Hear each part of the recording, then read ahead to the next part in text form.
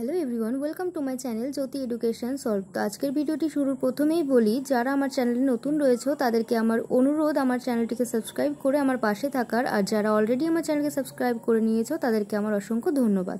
তো চলো বেশি কথা না বলে শুরু করা যাক। তো আজকে যে প্রশ্নগুলি রয়েছে তোমাদের জন্য তা হলো আমাদের দেশগুলির পূর্ব নাম এবং সেই পূর্ব নামগুলি পরিবর্তিত হয়ে বর্তমানে কী নাম হয়েছে সেইগুলি।